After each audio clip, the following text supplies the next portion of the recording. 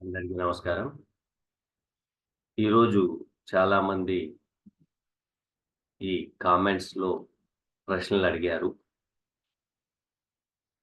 ఆ ప్రశ్నలకి సమాధానం ఇస్తాను. అలాగే ముఖ్యమైన విషయం ఏంటంటే, ఈ సంవత్సరం మేము మక్కా దేశానికి వెళ్తున్నాము. అది 20వ తారీఖు అవ్వచ్చు, 20వ తారీఖు దాటిన తర్వాత కూడా అవ్వచ్చు. లేక 17వ తారీఖు తర్వాతైనా అవ్వచ్చు. సో, మళ్ళీ రావడం అనేది జులై 10వ తారీఖు తర్వాత రావడం జరుగుద్ది. మీరు వేసిన ప్రశ్నలకి ప్రతి ప్రశ్నకి సమాధానం నేను అప్పుడు కూడా చెప్తాను. మీరు కంగారు పడాల్సిన అవసరం ఏం లేదు. అయితే ఈరోజు మనం మనకి కామెంట్స్‌లో పెట్టిన వారి యొక్క ప్రశ్నలు కొంచెం మనం చూద్దాం.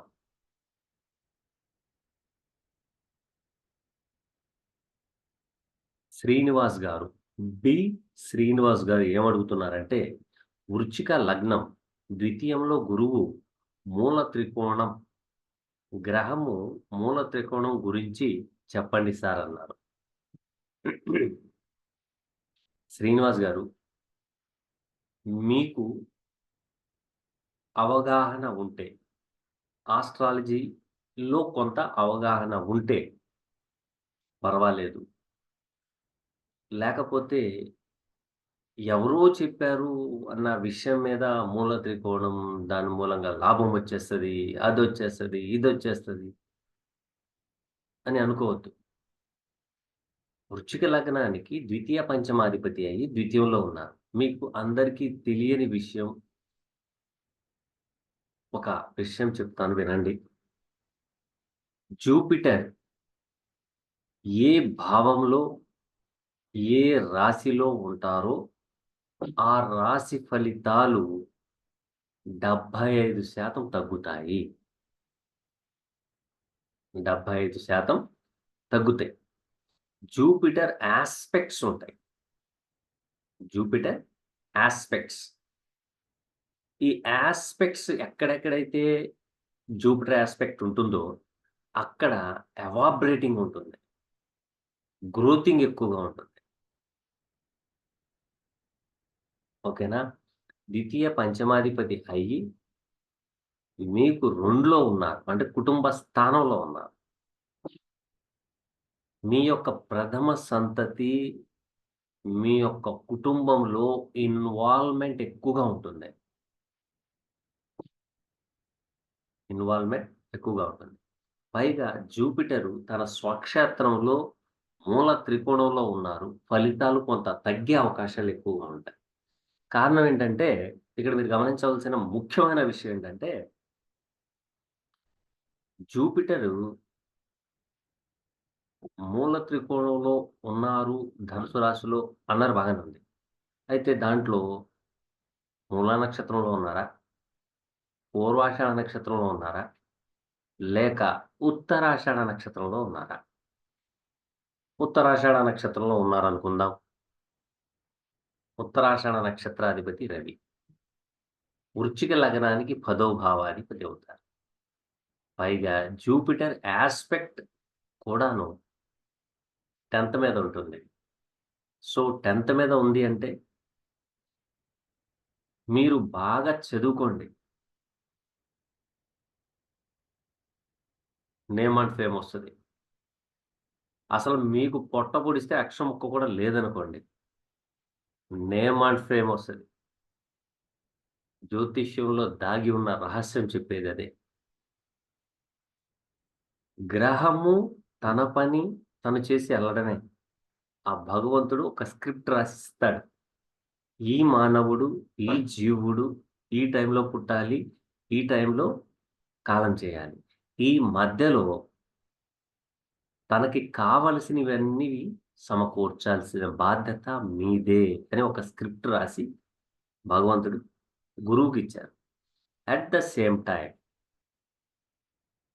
జూపిటర్ యాస్పెక్ట్ ఆన్ 6థ్ హౌస్,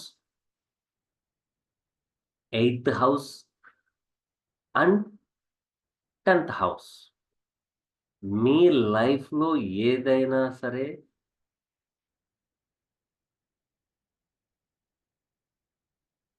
ఖచ్చితంగా అనుభవిస్తారు. ఎందుకంటే లగ్నాత్తు పంచమ భావం పంచమ ద్వితీయాధిపతి Jupiter aspect on fifth house. Fifth house అంటే తన యొక్క దృష్టి ఐదో దృష్టి ఆరవ భావం మీద పడుతుంది. లగ్నాత్తు ఆరో భావం మీద. సో, కెరియర్ ప్లస్ జాబ్ బాగానే ఉంది. ఇబ్బందేం లేదు. అయితే 8 మీద కూడా పడుతుంది. ఇక్కడ కొంత మీరు గమనించవలసిన విషయం. సేవా దృక్పథంలో ఉన్నారా? లేక జాబ్ చేస్తున్నారా? వీటిల్లో మీరంటే గెట్టన వాళ్ళు మీకు ఇబ్బందులు కలిగించాలి అనే తత్వాన్ని కలిగిస్తారు. మిమ్మల్ని ఇబ్బంది కలిగించాలని చేస్తారు. కానీ నేచురల్ జోడియాక్‌కి 9వ భావాధిపతి జూపిటర్, గురువు, దైవ అనుగ్రహం, గాడ్ బ్లెస్సింగ్స్ ఎక్కువగా ఉంటాయి. కంగారు పడాల్సిన అవసరం ఏం లేదు. ఓకేనా? రెండోది 2/5/2024 ప్లస్ 23/4/2023, 24 మీకున్న తలకాయ నొప్పి ఒకటి చెప్తున్నాను. అదేంటంటే స్వీట్స్ ఎక్కువ తీసుకోమాకండి. కొలెస్ట్రాల్‌కి సంబంధించిన ఆహార పదార్థాలు మీరు ఎంత అవాయిడ్ చేస్తే అంత మంచి ఫలితాలిస్తాయి. ఎందుకని? ఎందుకని? Jupiter transit in seventh house must and should affected to 12th house. 12th house is a alone, isolation, మీకు మీరు మదన పడడం, దూరంగా వెళ్ళాలనేది. 10 మందిలో ఉండినా కూడాను ఏకాగ్రతంగా ఉండే తత్వాలు ఎక్కువగా ఉంటాయి ఇప్పుడు. పైగా ఇక్కడ రోహిణి నక్షత్రం ఉంది. ఆ లగ్నానికి బాధకం. బాధకుడి యొక్క నక్షత్రంలో ద్వితీయ పంచమాధిపతి యొక్క ట్రాన్సెక్ట్ కుటుంబం మూలంగా, ప్రథమ సంతతి మూలంగా కొంత బాధకాన్ని అనుభవించే అవకాశాలున్నాయి. అయితే నేను దీంట్లోంచి బయటికి రావాలి. ఏ విధంగా చేస్తే బయటికి రావాలి? ఏం చేస్తే బయటికి రావాలి? అనే భావన మీకు వస్తుంది. అప్పుడు మీరు చేయాల్సిన పని ఒక్కటే. మీకు జ్యోతిష్యం తెలిసుంటే జూపిటర్ ఎప్పుడైతే రోహిణీ నక్షత్రంలోకి వస్తున్నారో, ఒకటో పాదంలోకి వస్తున్నారో, అంటే వస్తున్నందుకు వచ్చే ముందల ఒక 5 రోజులు, మినిమమ్ 5 రోజులు. యాక్చువల్లీ మనం తీసుకునే టార్గెట్ ఏంటంటే, అది transit 100 sorry transit 30 degrees transit చేస్తది కాబట్టి, ఆ నక్షత్రాల మీద కూడా ఉంటది ప్రభావం. కానీ, నక్షత్రం మీద ప్రభావం ఉండడం వేరు, నక్షత్రంలో ఉండడం వేరు. పాయింట్ క్యాచ్ చేయాలి మీరు. ఒక 5 డేస్ ముందలే మీరు అన్ని విషయాల్లో లెట్ గోగా ఉండండి. భగవంతుడిని ఆరాధించండి. మీ యొక్క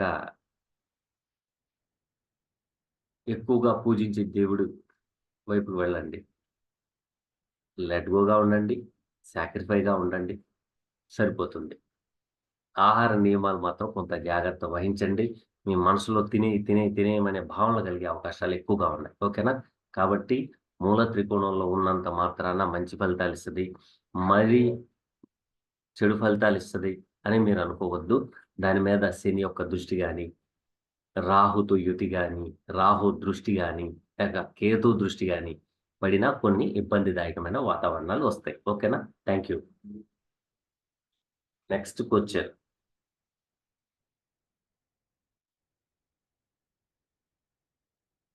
హ్మ్.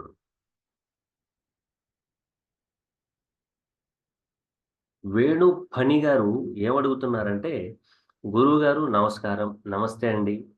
రాశిలో 4 గ్రహాలు ఉంటే ఎలా చూడాలి? 4 గ్రహాలు ఉంటే ఎలాగా చూడాలి? రెండోది 2 శని పాలిత గ్రహాలు, 2 గురు పాలిత గ్రహాలు. 4 గ్రహాలు కట్టకట్టుకొని ధర్నా చేస్తున్నాయి దాంట్లో. దీని యొక్క ఫలితం ఎలాగుంటుంది అనేది. చూడండి వేణుగారు, ఫస్ట్ ఆ రాశిలో ఏ గ్రహం వచ్చింది, ఆ గ్రహం ఫస్ట్ మొత్తం ఆక్యుపై చేసేస్తది. ఆ తర్వాత వచ్చే గ్రహం, ఆ తర్వాత వచ్చే గ్రహం, ఆ తర్వాత వచ్చే గ్రహం. సో, 4 గ్రహాలు ఒకే విధంగా వచ్చినియి. కానీ నేను దీంట్లో పూర్తిగా ఇన్ఫర్మేషన్ ఇవ్వలేకపోతున్నాను. నేను ఇవ్వాలనుకుంటే ఇవ్వచ్చు. కానీ నాకు ఒక లగ్నం అనేది కావాలి. ఆ 4 గ్రహాలు ఏవేవి ఆ రాశిలో ఉన్నాయి అనేదుంటే మీకు ఫుల్ రిజల్ట్ ఇచ్చేవాడిని. ఓకేనా? వాటి యొక్క మహర్దశలు గాని, అంతర్దశలు గాని, విదశలు గాని, సూక్ష్మ దశల్లో గాని అవి ఎఫెక్ట్ ఇస్తూనే ఎళ్తూ ఉంటాయి. అవి ఎలాగిస్తాయి ఏంటయ్యా అంటే, శని పాలిత గ్రహాలు అవి ఏ ఏ భావాలకు కనెక్షన్ వచ్చుంటుందో ఆ భావాలు ఇబ్బంది కలిగిస్తాయి. గురుపాలిత గ్రహాలనుకోండి. ఆ లగ్నానికి ఏ ఏ భావాలకు సంబంధం వస్తుందో, ఆ సంబంధం వస్తుందో ఆ భావాల్ని అభివృద్ధి చేసే అవకాశాలు ఎక్కువగా ఉంటాయి. ఒకటి. రెండోది చాలా మందికి నేను మనస్ఫూర్తిగా కోరుకుంటున్నాను. మీరు పెట్టే ఇన్ఫర్మేషన్‌ని బట్టే మీకు సమాధానం దొరుకుద్ది. ఏదో కొంచెం కొసరు పెట్టినట్టుగా 4 గ్రహాలు ఒక రాశిలో ఉంటే ఫలితాలు ఎలా చెప్పాలి? ఎలా చెప్పాలండి? ఫలితం చెప్పాలి అంటే ఫస్ట్ ఒకటి లగ్నం ఉండాలి. కనీసం రాసైనా ఉండాలి. ఇవి 2 లేకుండా దేంట్లో కూర్చున్నాయనుకుందాం? మేషంలో కూర్చున్నాయా? సింహంలో కూర్చున్నాయా? ధనుసులో కూర్చున్నాయా? మకర కుంభాల్లో కూర్చున్నాయా? సో, మీరు ఫస్ట్ ఆఫ్ ఆల్ మీరు నాకు క్లారిటీగా కామెంట్ చేస్తే మీకున్న ప్రాబ్లమ్‌ని డిటెక్ట్ చేసి మీరు ఇలా చేయండి అని చెప్పగలను. ఓకేనా? కాబట్టి మీరు కంగారు పడొద్దు. మీరు 4 గ్రహాలే అంటన్నారు. 6 గ్రహాలు ఉన్నవాళ్ళు కూడా ఉన్నారు. వాళ్ళ పరిస్థితి ఏంటంటే, ఇప్పుడున్న జ్యోతిష్యులు కొంతమంది మంచిది చెప్తున్నారు, చెడుది చెప్తున్నారు. అసలు దాంట్లో ఉన్న భావం అనేది ఎవరు చెప్పట్లేదు. అసలదేం చెప్తుంది? ఆ 4 గ్రహాలు కలిసి అవి మీటింగ్ పెట్టుకుంటాయి. లోపల మీటింగ్ పెట్టుకుంటాయి. ఆ మీటింగ్ ఏంటి? మంచి గురించి మీటింగ్ పెట్టుకున్నాయా? చెడు గురించి మీటింగ్ పెట్టుకున్నాయా? ఒక గ్రహం డబ్బులిమ్మంటది. మరో గ్రహం ఏమంటది? నేనివ్వను అంటది. ఇంకో గ్రహం నేను ఖర్చులు పెడతానంటది. ఖర్చు చేయాలంటే డబ్బులు కావాలి కదా! డబ్బులు కావాలంటే డబ్బులివ్వాలి గదా! అది ఏమీ లేకుండా అప్పుల పాలైపోతాం. అప్పుల పాలంటే ఇంకో గ్రహం ఉంటది. ఆ గ్రహం ఎప్పుడొస్తాడా అప్పుల్లోకి అని కుంటకాడ నక్కలాగా చూస్తా ఉంటది. వచ్చినెమ్మటే క్యాచ్ చేసి మిమ్మల్ని అప్పుల ఊబిలోకి నెట్టేస్తది. సో, మీరడిగే ప్రశ్న క్లారిటీ కావాలంటే మీ జ్యోతిష్యుల వారి దగ్గరికి వెళ్ళండి. మీ date of birth, time, place ఇవ్వండి. ఇస్తే వాళ్ళు ఒక లగ్నం చెప్తారు. ఆ లగ్నం నుండి ఇవి గురుపాలిత గ్రహాలు, ఇవి శనిపాలిత గ్రహాలని చెప్తారు. అంటే గురుపాలిత, శనిపాలిత గ్రహాలు అన్నారంటే మీకు ఆస్ట్రాలజీ మీద కొంత అవగాహన ఉన్నది అనేది నేను అనుకుంటున్నాను. కాబట్టి దయచేసి మంచిగా ఇన్ఫర్మేషన్ ఇస్తే దానికి తగ్గట్టాగా నా యొక్క సమాధానం కూడా మీకు దొరుకుతుంది. ఓకేనా? థాంక్ యూ అండి.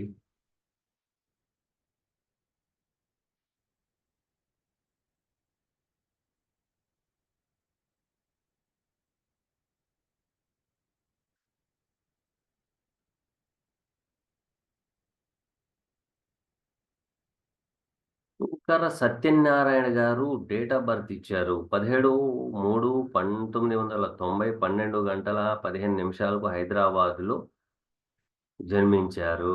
వివాహం గురించి, కెరియర్ గురించి తెలియపరచండి అన్నారు. Okay sir. మీకోసం కొంత నేను రిస్క్ తీసుకొనైనా సరే చెప్తాను. కంగారు పడమాకండి. కొంచెం దీంట్లో చూసుకొని చెప్తాను.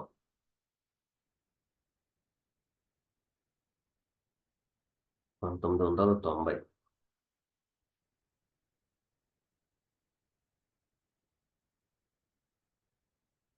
1990, 17/3,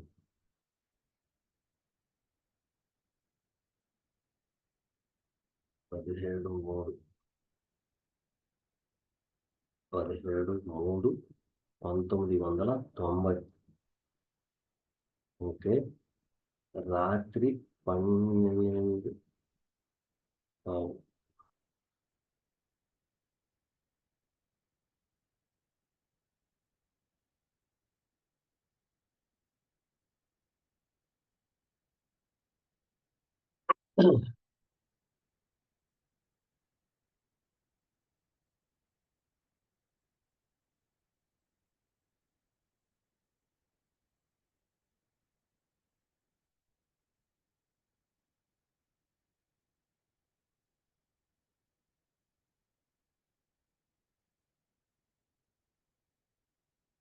సత్యనారాయణ గారు, మీది వచ్చి విశాఖ నక్షత్రం 4వ పాదం. విశాఖ నక్షత్రం 4వ పాదం. అంటే వృశ్చిక లగ్నం కూడా వృశ్చిక లగ్నమే పడింది. మీ దగ్గర కొంచెం మొండి వైఖరి ఉంటదండి. మొండి వైఖరి ఉంటుంది. భారతదేశంలో ఎవరు చెప్పినా వినరు. కానీ మీ తల్లిగారు చెప్తే అంటారు. మీ తల్లిగారు ఉన్నంత కాలం మీకు ఇబ్బందిదాయకమైన వాతావరణాలేమీ ఉండవు. ఓకేనా? వృశ్చిక లగ్నం పడింది. దాంట్లో చంద్రుడు ఉండడం, ద్వితీయంలో శని ఉండడం, అలాగే తృతీయంలో రాహు, కుజ, శుక్రులు ఉండడం. అంటే ఇక్కడ 3 గ్రహాలు మూడో భావంలో పడ్డం. తర్వాత బుధుడు, రవి ఈ కెరియర్‌కి సంబంధించింది వృశ్చిక లగ్నానికి దశమాధిపతి పంచమంలో కూర్చున్నారు. పైగా తృతీయ, చతుర్థాధిపతి ద్వితీయంలో కూర్చున్నారు. వారొచ్చేసి కుటుంబ స్థానంలో కూర్చున్నారు. పైగా కుటుంబ స్థానాధిపతిపై జూపిటర్‌పై మన శాటర్న్ దృష్టి. సో, ఇక్కడ మీ యొక్క గ్రహగతులు ఏం చెప్తున్నాయి? మీ యొక్క గ్రహగతులు ఏం చెప్తున్నాయి? అంటే ఫస్ట్ ఆఫ్ ఆల్ మీరు చేయాల్సింది రాహుకేతుల పూజ. రాహుకేతుల పూజ. కెరియర్‌లో నంబర్ 1గా మీరు రావాలి అంటే ఆన్‌లైన్‌కి సంబంధించింది, ఔట్ ఆఫ్ కంట్రీకి సంబంధించింది, ఎక్స్‌పోర్ట్స్ అండ్ ఇంపోర్ట్స్‌కి సంబంధించింది, ఔట్ ఆఫ్ కంట్రీ ప్రాజెక్ట్ వర్కుల్లో నిమగ్నమవ్వండి అని అంటుంది. అని చెప్తుంది.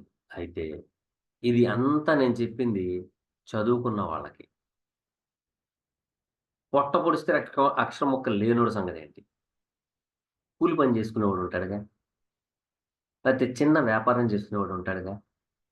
ఇప్పుడు వాళ్ళ సంగతేంటండి? అంటే గతంలో మేము ఒక అతనికి బనానా బిజినెస్ చేయమన్నాం. ఒక 2000 పెట్టుబడి పెట్టుకొని బనానా వ్యాపారం చేయమన్నాం. ఆ జాతకం లాగానే ఉండేది. ఈరోజు రోజుకి 500-1000 సంపాదించుకుంటున్నాడు. ఎందుకంటే మూడవ భావంలో రాహు. పైగా ఎవరితో? షష్టాధిపతితో సంబంధం. వ్యయాధిపతి, సప్తమాధిపతితో సంబంధం వచ్చేసింది. కాబట్టి మీకు ఇక్కడ టూర్స్ అండ్ ట్రావెల్స్, చిన్న చిన్న ప్రయాణాలు, ఓకేనా? 12వ భావంతో సంబంధం. స్పిరిచ్యువల్‌గా లేతే ఔట్ ఆఫ్ కంట్రీకి సంబంధించింది. ఇప్పుడు ఏమి చదవలేదు, ఏం లేదు. ఆయన పరిస్థితి ఏంటయ్యా అంటే, బొంగరం తిరిగినట్టు తిరుగుతా ఉంటేనే ఆయనకి డబ్బులొస్తాయి. ఆన్‌లైన్‌లో ఏది చేసినా పనవుతది. ఎందుకంటే, ఈ ఆన్‌లైన్ కారకుడు రాహువే మూడో భావంలో కూర్చునిపోయారు. సో, మధ్యవర్తి తత్వం చేసుకోవచ్చు. వాహనాలు కొని బ్రోకరేజం చేయొచ్చు. లేదు, రాతకోతలేమన్నా ఉన్నాయా? మీడియేటర్‌గా పనికొస్తుంది. నాలెడ్జ్ అయితే బాగుంది. సో, కాబట్టి మీరు ఈ రూట్‌ని ఎంచుకుంటే చాలా అద్భుతమైన ఫలితాలొస్తాయి. రెండోది మీకిప్పుడు రాబోయే ఫలితాల్లో రవికి సంబంధించింది, చంద్రుడికి సంబంధించింది, కుజుడికి సంబంధించిన ఫలితాలు ఎక్కువగా వస్తాయి. జూపిటర్ ఇస్తారు. దీంట్లో అభివృద్ధి చెందే అవకాశాలు ఎక్కువగా ఉన్నాయి. నంబర్ 1. నంబర్ 2 ఇక్కడ వివాహం గురించి అడిగారు. 1990 సంవత్సరంలో పుట్టారు. వివాహం ఇది చాలామంది ఏం ఆలోచించుకుంటారో ఏమో గాని, వివాహ సమయం వచ్చినప్పుడు ముందుకు రారు. ఎందుకు రారంటే ఆ గ్రహగతులు అలాగే ఉన్నాయి. వచ్చినప్పుడేమో నా కెరియర్ బాగుండాలంటారు. కెరియర్ బాగుంటే వివాహం ఆలస్యం అయిపోద్ది. ఇప్పుడు తీరా ఎవరో ఒక అమ్మాయిని చూసి మంచి అమ్మాయిని చూసి పెళ్లి చేసుకుందామంటే మంచోళ్ళు ఈరోజు బైనోక్లాక్ పెట్టి చూసినా కూడాను 100కి 10% కూడా దొరకట్లేదు. మంచి అనే పదానికి చంపేశారు. చచ్చిపోయింది. మంచి అనేది చచ్చిపోయింది. ఆ సంగతి మీకు తెలవట్లా. మీరు మంచిగా ఉందామన్నా రాబోయే పార్ట్నర్ మంచిగా ఉండకపోవచ్చు. రాబోయే పార్ట్నర్ మంచిగా ఉండినా మీరు మంచిగా ఉండకపోవచ్చు. మంచి అనేది పూర్తిగా చచ్చిపోయింది. ఇది మరి బాగా గుర్తుపెట్టుకోండి. ఓకేనా? కాబట్టి ఇక్కడ ద్వితీయంలో శాటర్న్ ఉన్నారు. ఈ శాటర్న్ కూడాను పెద్దగా యోగించడు ఈ లగ్నానికి. ఎందుకంటే తృతీయాధిపతి, చతుర్థాధిపతి ద్వితీయంలో ఉండడం, ప్రయత్నం జరగడం ఎక్కువగా ఉంది. అయితే మీరు ఒక పని చేయండి. మీ కెరియర్‌లో స్టెబిలిటీ, మీకు వివాహ విషయంలో మీరు మంచి ఫలితాలు రావాలంటే మాత్రం ఫస్ట్ మీరు ఉంటున్న ఊరు విడిచిపెట్టి వేరే ఊరు ఎళ్ళిపోండి. లేతే వేరే రాష్ట్రం ఎళ్ళిపోండి. లేకపోతే వేరే దేశం ఎళ్ళిపోండి చదువుకొనుంటే. అక్కడ బావుంటది మీ కెరియర్. అంతేగాని ఇండియాలో ఉండి, మీరు పుట్టిన ప్రదేశంలో ఉండి, నా కెరియర్ బాగుండాలి, నాకు పెళ్లి జరగాలంటే జరగదు. అలా చెప్పారేంటండి జరగదు అని. ఎందుకని? అని ప్రశ్న మళ్ళొచ్చుద్ది. ఎందుకని? అనే ప్రశ్నొచ్చింది. ఎందుకని అంటే, మీకు ఆల్రెడీ 26/1/2020లో మీకు ఒక వివాహానికి సంబంధించింది వచ్చింది. దాన్ని మీరు పట్టుకోలేరు. ఓకేనా? ఇప్పుడేం జరిగింది? 23 17/1/2023లో శాటర్న్ ఫోర్త్‌లో ఉండి లగ్నం మీద దృష్టి. పైగా అక్కడ పునర్భూ దోషం. వచ్చిన అమ్మాయి నచ్చకపోవడం, లేతే నచ్చిన అమ్మాయి కట్నం ఇవ్వకపోవడం. సో, ఇలాంటి సిట్యుయేషన్స్ ఎక్కువగా ఉన్నాయి. కాబట్టి ఒకసారి రాహుకేతువుల పూజ చేయించండి. అలాగే 8 శనివారాలు శనికి తైలాభిషేకం చేయండి. ప్రతిరోజు శ్రీ వెంకటేశ్వర స్వామి అష్టోత్తరం గాని, కాలభైరవ అష్టకం గాని జపించండి. చేయడం వల్ల చాలా మంచిది. అయితే దీంట్లో ఉన్న ముఖ్యమైన సంఘటన బాగా గుర్తుపెట్టుకోండి. రేపు జీవితం అతలాకుతలం అయిపోయిన తర్వాత ఇలాగైపోయిందేంటి? జ్యోతిష్యం చూపించుకున్నాం కదా! జ్యోతిష్యులు ఎవరు నాకు చెప్పలేదేంటి? అనేది అనుకోవద్దు. మీ మిత్రుడే మీకు శత్రువు. మీ మిత్రుడే మీకు శత్రువు. దాని మూలంగా మీ జీవితమే తలక్రిందులైపోబోతోంది. అది మీరు బాగా గుర్తుపెట్టుకొని జాగ్రత్తగా మసులుకుంటే అద్భుతమైన జీవితం ఉంటుంది. అమ్మో! వీడు నా నా తోబుట్టువు, నా మిత్రుడు, నా చిన్నప్పటి నుంచి స్నేహితుడు, నా ప్రాణం ఇచ్చేస్తాడు. ఇయన్నీ లాజిక్‌లు నా దగ్గర చెప్పకండి. ఎవరిది వాళ్ళు చూసుకోవడానికి వాళ్ళు సస్తన్నారు. ఇంకా మిమ్మల్ని నెత్తి మీద పెట్టుకునే ఓపిక వాళ్ళ దగ్గర ఉండదు. కాబట్టి మీకు వివాహం గాని, కెరియర్ గాని అన్నీ రావాలంటే ఫస్టు మీ ఊరు, మీ గ్రామము, మీ స్టేటు దాటండి. దాటితే ఖచ్చితంగా మీకు ఫలించే అవకాశాలు ఎక్కువగా ఉన్నాయి. ఓకేనా? కాబట్టి ఇప్పుడు అనుకూలించే గ్రహం కూడాను, జూపిటర్ గూడాను వచ్చేసింది. ఇప్పుడు ప్రయత్నం చేయండి. షాదీ.కామ్‌లో చేయండి. చేస్తే మంచి ఫలితాలొస్తాయి. ఓకేనా? ఎందుకంటే ఇక్కడ మూడో స్థానం మీడియేటర్ అంటుంది. ఈ మీడియేటర్ మూలంగా కూడాను మీకు రావాల్సింది సంబంధం రాదు. ఎందుకంటే షష్టాధిపతి మూడో స్థానంలో పడిపోయి ఉంది. అలాగే సప్తమ వ్యయాధిపతి 3వ స్థానంలో ఉంది. రాహు అక్కడ బలవంతుడైపోవడం వలన ఆన్‌లైన్‌లో షాదీ.కామ్‌లోకి సంప్రదిస్తే మీకు వివాహం తొందరగా అయ్యే అవకాశాలు ఎక్కువగా ఉన్నాయి. ఓకేనా? Thank you. Thank you. Thank you very much.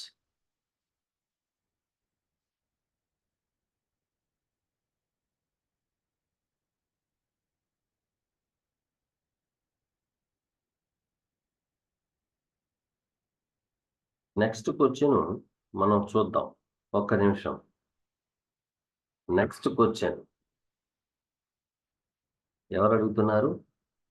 Dilleswara Rao గారు. ఢిల్లేశ్వరరావు గారు అడిగిన ప్రశ్న: గురువుగారికి నమస్కారం. నమస్తే సార్. సింహ లగ్నం, గజకేసరి యోగం, వ్యయ స్థానంలో ఎలాంటి ఫలితాలు సాధించగలము? వివరణ ఇవ్వగలరు? సింహ లగ్నం బాగానే ఉంది. గజకేసరి యోగం. అసలు మీకు ఇయన్నీ ఎవరండి చెప్పేది మీకు? గజకేసరి యోగం ఉంది, చంద్రమంగళ యోగం ఉంది, మాలవ్య యోగం ఉంది, పంచపురుష మహాయోగం ఉంది.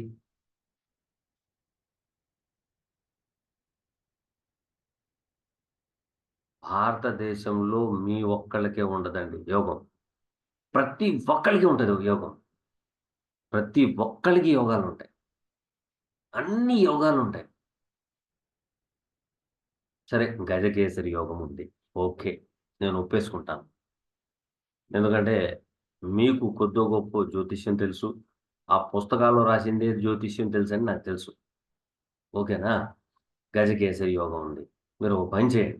గజకేసరి యోగం ఎవరికైతే ఉందో, నా వీడియోస్ ఫాలో అయ్యే ప్రతి ఒక్కళ్ళు చేయాల్సిన పనేంటంటే, నీకు గజకేసరి యోగం ఉందని జ్యోతిషులు వారు చెప్తే, వెంటనే చక్కగా హంసతూలిక దర్బార్ల మీద 3 పూటలు తిని పడుకోండి. పడుకుంటే గజకేసరి యోగం ఎలా వస్తదో చూద్దాం. నేను అన్ని ప్రాక్టికల్‌గా చూసుకొనొచ్చినోడినే నేను. ఏదో చదివాము అది అలా కాదండి. 1990 సంవత్సరంలో మొదలుపెట్టినప్పుడు పుస్తకాలు కొనుక్కుంటానికి డబ్బులు లేవు. గురువు గారికి దక్షిణం ఇద్దామంటే డబ్బులు లేవు. దొరికిన ఒక పుస్తకాన్ని పట్టుకొని, దాంట్లో ఒక చిన్న పదం ఒకటి దొరికింది నాకు. ఆ పదాన్ని పట్టుకొని ఇంత దూరానికొచ్చాను. అదేంటయ్యా అంటే, ఎంత జ్యోతిష్యం చదివినా అనుభవం ఉండాలి. అనుభవం ఉండాలంటే ఎలా ఉంటది? మళ్ళీ క్వెషన్. అప్పుడు 12 మంది లగ్నాలను తీసుకొని, ఈరోజు ఏం తిన్నాడు? ఆదివారం. నాన్ వెజ్ తినేవాడు నాన్ వెజ్ తిన్నాడా లేదా? బ్రాహ్మణ మీల్స్ తినేవాడు బ్రాహ్మణ మీల్స్ తిన్నాడా లేదా? బ్రాహ్మణ మీల్స్‌లో పచ్చడి తిన్నాడా? లేదా ఫ్రై ఐటెమ్ తిన్నాడా? ఇలాగా బేరేజు చేసుకొని రాసుకొని వచ్చినోడిని నేను. అంతేగాని ఎవరో చెప్పింది వినేసేసి, నేను కూడా వాళ్ళకి మాదిరి నేను చెప్పాలంటే నా వల్ల కాదు. రాదు. అవసరం వస్తే యూట్యూబ్‌లో ఈ వీడియోస్ పెట్టడం మానేస్తాను. అంతేగాని ఈ గజకేసరి యోగాలు, చంద్రమంగళ యోగాలు, మాలవ్య యోగాలు, పంచపురుష మహాయోగాలు ఇవి అన్నీ పరాశర మహర్షి ఎందుకు రాశారు? అరే! నీకు ఈ యోగం ఉండినప్పుడు, నీ యొక్క సంకల్పం మార్చుకొని, నువ్వు ఇలా కష్టపడితే ఆ టయానికి ఈ యోగం వర్తిస్తది అని రాశారు. మీరు దాని సంగతి వదిలేసి, మా అబ్బాయికి గజకేసరి యోగం ఉంది. ఒకళ్ళంటారు చంద్రమంగళ యోగం ఉంది. మావోడు పట్టుకోగానే బంగారం అయిపోద్ది. ఏంటి? మనం ఎక్కడున్నాం? అంటే మీ పిల్లాడి జాతకంలో ఆహా! ఓహో! అంటే నాకు డబ్బులిస్తారు. లేతే ఇవ్వరా? ఫీజిస్తారు. లేతే ఇవ్వరా? మీరు ఫీజిచ్చినా, ఫీజివ్వకపోయినా దాంట్లో ఉన్నదే చెప్తాను. నేను ఆహా! ఓహో! అనే మనిషిని కాదు.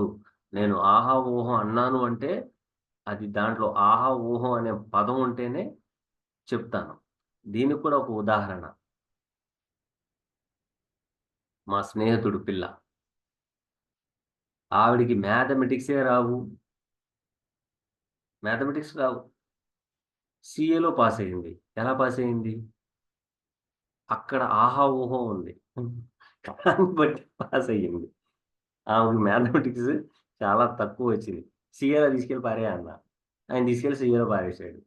ఆ అమ్మాయి సీఏ పాస్ అయింది. ఎందుకు? అక్కడ ఆహా! ఊహ ఉంటేనే. ఇక్కడ మనకు కావాల్సింది మ్యాథమెటిక్స్ వచ్చా రావా కాదు. ఆ మ్యాథమెటికల్ స్థానం ఎలాగుంది? బలంగా ఉంది. ఖచ్చితంగా కొట్టగలదు. కొట్టేసింది. చేసేదేం లేదు. ఎందుకంటే గ్రహాల్ని బట్టి మనం అవి ఉన్న స్థానాల్ని బట్టి మనం తీసుకోవాలి. తీసుకున్న తర్వాత ఈ అమ్మాయికి ఆ యోగం ఉంది కాబట్టి నేనేం జేశాను, మ్యాథమెటిక్స్‌కి సంబంధించిన దాంట్లోనే పెట్టాం. దాంట్లో ఊకే పొద్దున్నుంచి సాయంత్రం దాకా చదివి, చదివి, చదివి లాస్ట్‌కి సక్సెస్ అయిపోయింది. కాబట్టి దయచేసి చంద్రమంగళ యోగం ఉంది, గజకేసరి యోగం ఉంది, మా అమ్మాయికి అదుందా, ఇదుందా ఇవి అడగమాకండి. మీరు ఎళ్లి జ్యోతిష్యుల దగ్గరికెళ్లి అడగవలసిన ముఖ్యమైన ప్రశ్న. మా అమ్మాయికి పెళ్ళెప్పుడవుద్ది? మా అమ్మాయికి మంచి భర్తొస్తాడా? ఏంటి బాగా సంపాదిస్తదా? ఈ ప్రశ్నలు కాదు. మీరు అడగవలసిన ముఖ్యమైన ప్రశ్న. జ్యోతిష్యుల వారికి ఒక దండం పెట్టి, ఏ విధంగా నా కూతురు, నా కొడుకు నడవడిక నడిస్తే మంచి ఫలితాలొస్తాయని అడగండి. మంచి ఫలితాలు వస్తాయని అడగండి. మీరు ఇది అడగడం మానేసి, మా అమ్మాయికి మంచి అమ్మాయి వస్తదా? అందగత్తె వస్తదా? వస్తా వస్తా మూట తెస్తదా? అంత అవసరమా? వచ్చేది రాక మానదు, పోయేది పోక మానదు. మా అబ్బాయి ఏ విధంగా నడిస్తే వాడి జీవితం బావుంటుంది. నాకు, నాకు నమ్మిన వాళ్ళు పిచ్చోళ్ళు చాలా మందున్నారు. నేను చెప్తా ఉంటాను. ఆళ్ళు ఫోను చేసినప్పుడు, సార్ ఇది, ఇది, ఇది అంట. ఆ! మీరెళ్ళిపోయి ఫలానా చోట ఒక అరగంట కూర్చొని రండి అంట. హ్మ్. మా విజయవాడలో అది కోర్ట్ ఒకటుంది. ఆ కోర్ట్ మెట్ల మీద ఎళ్లి కూర్చొని చెనక్కాయలు తినేసి రండి అంటారు. వాళ్ళు పోయి ఏం చేస్తారంటే, ఏదో గురువుగారు చెప్పారు కదా! అని ఎళ్ళిపోయి చదువుతా తింటా ఉంటారు. ఆ సిట్యుయేషన్ ఒస్తది. అది అనుకూలంగా మారిపోద్ది. ఒకాయనకైతే అక్కడ జైలుంది. ఆ జైలు దగ్గరికెళ్లి కూర్చోవయ్యా కాసేపు కూర్చుని రా అన్నాను. అదేంటండి జైలు దగ్గర ఎలాగెందుకంటే, "నువ్వెళ్తావా? ఎళ్ళవా? నేను చెప్పా సలహా. నువ్వు పాటిస్తే పాటించు లేకపోతే లేదన్నా. పాటిస్తే పాటించు లేకపోతే లేదన్నా." 3 రోజులెళ్ళాడు.